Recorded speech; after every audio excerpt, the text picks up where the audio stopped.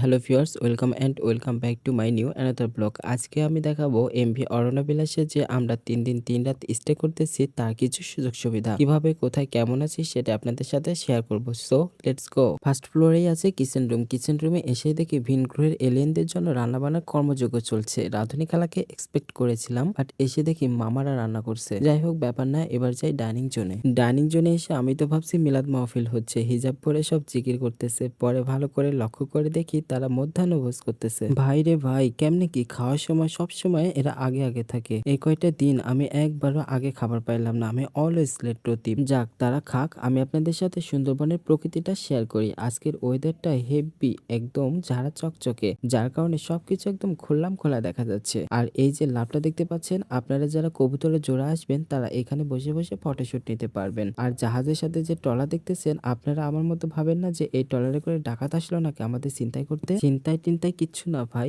এই ছোট্ট ট্রলার গুলোতে করে আমাদের বিভিন্ন পয়েন্টে নিয়ে যাওয়া হয়। চিকন খালের মধ্যে তো এত বড় জাহাজ আটবে না, তাই ট্রলারে করে নিয়ে যাওয়ার জন্য বেঁধে রাখা হয়েছে। যাই হোক, এদিকে বগর বগর করতে করতে দেখেন আমি খাবারের সিরিয়াল পেয়ে গেছি গাইস। আজকের মেনুতে স্পেশাল খাবার আছে, খুলনার বিখ্যাত চুইঝাল দিয়ে খাসির মাংস।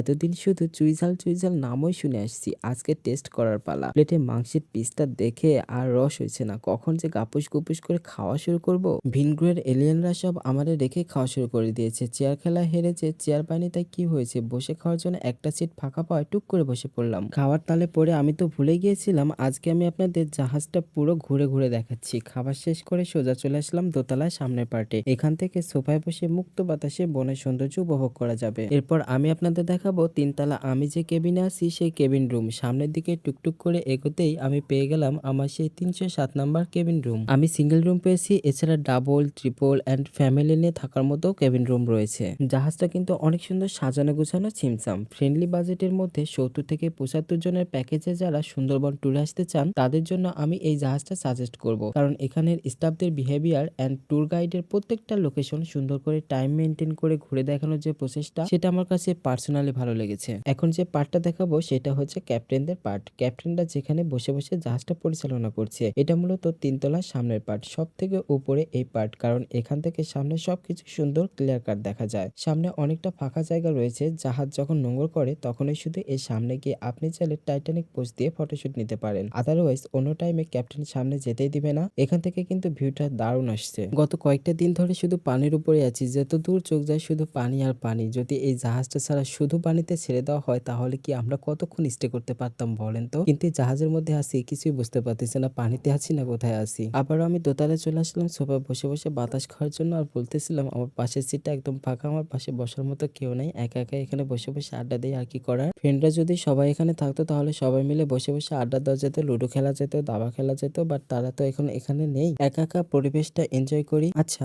আমার আজকে ভিডিওটি আপনাদের কাছে কেমন লাগলো কমেন্টস করে অবশ্যই জানাবেন। এন্ড যারা সুন্দরবন ট্যুরে আসতে চাচ্ছে তাদের সঙ্গে শেয়ার করতে পারেন আমার এই ট্যুর জার্নিটা। Bye bye everyone.